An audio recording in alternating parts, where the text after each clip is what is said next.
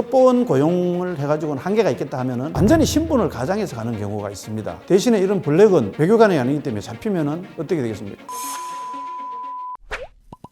저는 국정원에서 30여 년간 근무를 하고 퇴직을 한 정보수사기관에서 오래 근무를 한 경력을 가지고 있는 사람입니다. 간첩은 기본적으로 직파 간첩이 있습니다. 직파 간첩은 북한 간첩 양성소, 쉽게 말하면 북한에서 첩보 공작기관에서 교육을 받고 간첩으로 남한으로 난파시켜서 간첩 활동을 하게 하는 전형적인 간첩이라고 할 수 있죠. 그 다음에 고정 간첩 내지는 고첩이라고도 이렇게 얘기를 하는데 두 가지 경우가 있습니다. 직파 간첩이 내려와서 고습을 해서 현재 그 사회에 살면서 간첩 행위 간첩 활동을 하도록 이렇게 하는 경우가 있고요. 아니면은 본인이 자진해서 하는 경우도 있고요. 해외에 나가거나 북한의 정보공작기관하고 접촉이 되어서 지령을 받기도 하고 그런 사람은 원래 대한민국 국적을 가지고 있던 사람들이고요. 다른 사람이 보기에는 그냥 평범한 사람일 수가 있죠. 그걸 흔히 이제 고정간첩이다 이렇게 얘기를 합니다. 고정간첩도 이제 간첩이 되는 여러 가지 이제 경우가 있는데요. 제일 큰 게 이제 돈이라고 합니다. 그 다음에 이제 이데올로기, 자기가 북한 체제가 좋다 그렇게 해서 접근이 되면은 또 간첩이 되는 경우가 있고요. 과거에는 특히 그런 게 많았습니다. 북한에 있던 친진의 가족이 내려와서 간첩으로 회유를 했을 때 어쩔 수 없이 협조를 해야 되는 여러 가지 경우가 있죠. 고첩이라고 보면 됩니다. 이데올로기적인 측면에서 자기들이 어떤 그런 경도된 주체사상이라든지 북한 체제에 대해서 우호적인 생각을 가지고 있는 차에 그것을 알고 접근을 해서 간첩 행위를 하도록 이렇게 하는 경우죠. 제가 안 밝혀진 것도 많다고 그랬잖아요. 현재까지 밝혀진 것은 2010년에 강장엽 암살을 특명을 받고 온 직파 간첩이 있었습니다. 소속이 정찰총국의 소자 출신, 우리나라로 말하면 소련급에 해당되는 실명은 밝히지 않은데 이 사람들이 내려왔는데 어떻게 내려왔느냐면은 탈북민으로 위장을 해서 내려왔습니다. 탈북자가 대한민국에 오면은 기본적으로 합신소라고 해서 정보수사기관 관계자들이 이 사람이 이제 진짜 탈북자인지 다른 목적이 없는지 그런 가려내는 과정에서 이 사람이 북한에서 직파된 간첩이라는 것을 밝혀내서 검거를 했죠. 그게 이제 가장 최근에 직파 간첩 제 기억에는 있고요. 2012년에 탈북자 암살 지령을 갖고 내려온 간첩이 있었다고 한번 발표된 적이 있고 그 정도로 최근에는 있었습니다. 간첩이라는 것 자체가 은밀하게 활동을 하는 겁니다. 어떤 나라든지 간첩 활동이 합법화되는 되는 나라는 없습니다. 간첩을 하다 잡히면은 국가를 위태롭게 하는 그런 존재이기 때문에 굉장히 처벌이 엄합니다. 심지어는 사형, 무기징역까지 할 수 있는 과거로 말하면은 역모죄, 중한 처벌을 받기 때문에 은밀하게 할 수밖에 없고 국민들은 스파이 활동, 간첩 활동이 있다는 사실을 나중에 어떤 공개된 사실을 통해서 알 수 있지 평상시에는 알 수가 없죠. 공개된 간첩만이 다 간첩이냐? 또 그것도 아닙니다. 정보수사기관에서 간첩을 검거를 하고 법원에 최종적으로 사법 처리를 하지만은 경우에 따라서는 그렇게 하는 간첩들, 쉽게 말하면 잡은 간첩들도 다 공개하는 게 아닙니다. 왜 그러느냐 하면은 간첩이 전향을 하는 경우도 있거든요. 그러면 가족이 신변의 위협이 이제 생길 수도 있고요. 공개하지 않는 게 국익에 도움이 될 수도 있습니다. 또 간첩을 역이용해서 다른 간첩을 검거한다든지 간첩을 검거하고 과정에서 정보수사기관의 활동이 노출되어서 향후 그런 활동에 하는데 지장이 생길 그런 우려가 있는 경우도 있습니다. 그럴 경우에는 공개하지 않습니다. 공개된 신문에 난 간첩만이 다 간첩이라고 하기에는 어려운 점이 있죠. 한반도가 남북으로 이렇게 이제 분단되어 있는데 사실 분단 초기부터 체제 경쟁, 남북 간의 정보 전쟁이 굉장히 치열했습니다. 북한은 폐쇄된 사회이기 때문에 흔히 이제 휴민트라고 하는 게 이제 간첩이거든요. 우리가 간첩을 보내기에는 굉장히 제약된 요인이 많습니다. 근데 남한은 그렇지 않죠. 간첩이 잘 뿌리를 낼 수 있는 토양이 형성되어 있는 이런 상태인데 북한이 궁극적인 목표는 대남 적화 통일이고 흔히 그들이 말하는 3대 혁명 노선 포기하지 않고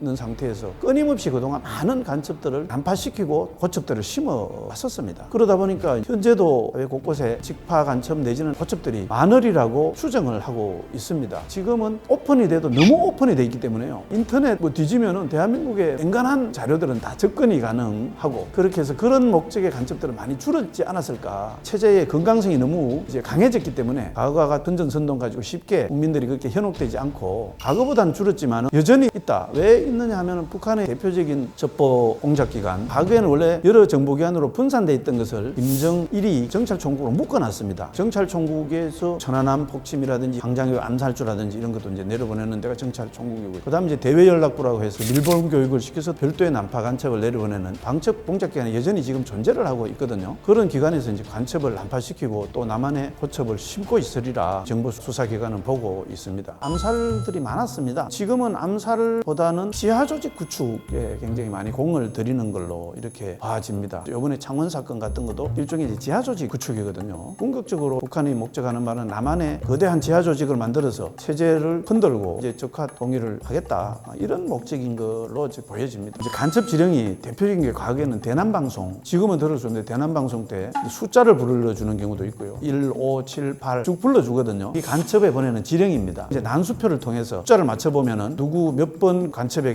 이런 일을 하라, 몇 년도 몇 월 며칠 북한으로 돌아오라, 여러 가지 지령을 과거에 이제 그렇게 내렸고요. 지금은 고전적인 방법은 잘 쓰지 않는 것 같고요. 인터넷이 발달을 했기 때문에 암호화한 지령을 인터넷을 통해서 많이 내리는 걸로 보여집니다. 직접적인 접촉도 필요한 경우가 있거든요. 과거에는 그런 접촉을 이제 더보커라고 이렇게 표현을 하는데, 특정 장소에 권총이면 권총, 그 다음에 활동 자금, 달러 같은 거를 은닉시켜 놓고 몇 월 며칠 날 그 장소에 와서 찾아가도록 이렇게 이제 하는 걸 흔히 더보커라고 하거든요. 이런 더보커도 이제 사이버 더보커라고 해서요. 사이버상에 더보커를 만들어 놓습니다. 일반적으로 접근할 수 없도록 자기들이 보안 장벽을 철저하게 쌓아놓고 그 안에 들어가면 지령도 있을 수 있고요. 달러도 있을 수 있고요. 자금도 있을 수 있고요. 사이버 더보커를 많이 활용하기 때문에 그만큼 또 과거보다도 검거가 어렵고요. 검거되면 바로 증거를 없애버리기 때문에 굉장히 이제 어렵다. 휴전선 근처에 있는 주민이라든지 아니면 군인이라든지 밖에는 볼 수 없기 때문에 효과는 크지 않고요. 그건 아마 낭설일 가능성이 많습니다. 과거에는 정말 냉전이 치열했을 때는 선배들 얘기 들어보면 끔찍한 암호 지령도 있었다고 하는데, 제가 들은 건 조금 전에 얘기했던 이제 황장엽 암살 지령. 황장엽이라는 사람이 주체사상을 설계한 사람이고, 북한에서는 비서죠. 서열로 보면은 굉장히 높은 서열인데, 이 황장엽이 북한 체제에 실망을 느끼고 망명을 했지 않습니까, 대한민국으로. 그래서 이제 철저하게 보호를 받고 있었죠. 북한 입장에서 보면은 황장엽이 망명했다는 것은 자기들로 봐서는 도저히 용서할 수 없고 참을 수 없다, 이런 생각에서 탈북자를 위장해서 무조건 죽여라, 암살 지령을 내릴 걸로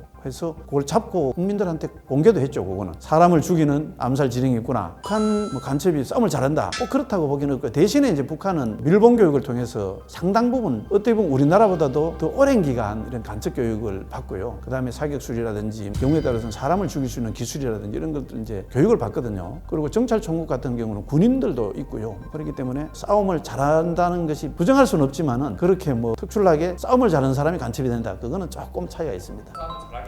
그렇죠. 예, 그렇다고 봐야 되죠. 사람들이 영화에 보면은 총 가지고 다니고 막 이러잖아요. 대한민국에 총을 아주 은밀하게 숨기면은 모르겠습니다만은, 이렇게 노출된다면 바로 적발이 되겠죠. 총은 사실상 굉장히 사용하기 어렵다고 보면은 되고요. 북한의 간첩들이 특히 암살이라든지 이럴 때 마중 사용하는 게 독침입니다. 독침은 그동안 사례로 보면은 영사죠. 한국 영사. 사실은 이제 그분이 국정원 요원인데 러시아에서 독침을 맞고 집 앞에서 지살된 경우도 있었고요. 독침을 많이 사용한다, 이렇게 보시면 되겠습니다. 청산가리 같은 경우는 자살용이라고 보면 됩니다. 간첩은 잡히면 최고의 중벌을 받고요. 교육을 받을 때부터 너는 잡히면 무조건 죽어야 된다. 잡히면은 인간인 이상 배우가 이제 드러나게 되거든요. 간첩망이 일망타진될 수도 있고요. 그 다음에 간첩 활동의 어떤 방법 같은 게 노출되고 있기 때문에 되게 교육받을 때부터 잡히면 죽으라는 교육을 받습니다. 죽는 방법 중에 가장 빠른 방법이 청산가리, 앰프를 깨물으면은 바로는 안 죽더라도 그게 되게 적사하죠. 대표적인 사례가 국민들도 기억에 남겠습니다만은 헬기 폭파 사건 때 폭파범 2명이 폭탄을 두고 본인들은 이제 내리는 바람에 바레인 공항에서 잡혔잖아요. 잡혔을 때 즉시 2사람이 이제 독약 앰프를 깨물었습니다. 아버지 역할을 했던 김성일은 그 앰프를 깨물고 죽었고, 김현희라는 젊은 여자였죠. 앰프를 깨물었지만은 조금 서툴렀는지 응급조치를 해서 살았습니다. 살아갖고 대한민국으로 송환돼서 헬기 폭파 사건의 진실이 밝혀지고, 거짓말입니다. 간첩은 간첩임을 노출시키지 않고자 모든 수단과 방법을 다 가리고요. 영화에 보면은 막 잘생기고 힘세고 근육질이고 선글라스 끼고 이런 사람이 간첩일 것 같은데, 오히려 어떻게 보면 아주 평범한 이웃집 아저씨, 아줌마 같은 사람이 간첩일 확률이 오히려 더 높습니다. 그것도 옛날 얘기죠. 통신 방법이 이제 모스로 하고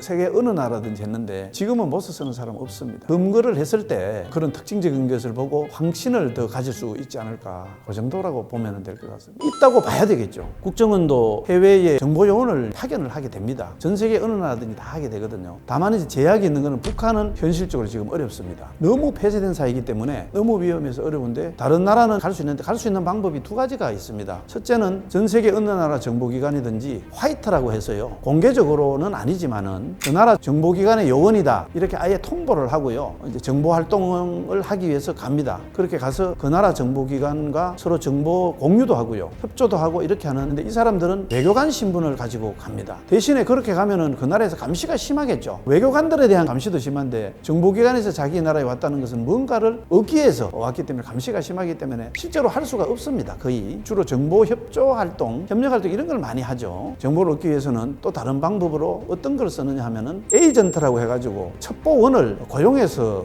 쓰게 됩니다. 그런 첩보원들은 주로 정보관의 지시를 받고 예를 들어서 돈으로 계약을 한다거나 어떤 형태로 계약을 해서 정보관이 해야 될 일을 대신해주는 그런 존재가 있죠. 그런 존재는 현지인도 있을 수 있고요. 아니면은 정말로 한국 사람이 가서 정착을 해서 정말 그 사람들이 알지 못하게 이렇게 하는 경우도 있습니다. 실제로 정보기관 요원인데 직접적으로 어떤 거 가서 공작 활동을 좀 해야 되겠다. 첩보원 고용을 해가지고는 한계가 있겠다 하면은 완전히 신분을 가장해서 가는 경우가 있습니다. 그건 이제 블랙 요원이라고 합니다. 완전히 여러 가지 이제 위장을 하죠. 회사를 차려서 회사 사장을 할 수도 있고요. 여러 가지 이제 위장을 해서 활동을 하게 됩니다. 근데 이제 이 사람들은 신분을 보장 못 받죠. 외교관은 설령 그 나라에서 불법적인 활동을 하더라도 처벌을 받지 않습니다. 대신에 이런 블랙은 외교관이 아니기 때문에 잡히면은 어떻게 되겠습니까? 바로 죽거나 엄청난 처벌을 받게 됩니다. 그래서 굉장히 위험하죠. 그래도 그런 존재가 있습니다. 그래서 수리남의 그런 존재가 충분히 있을 수가 있죠.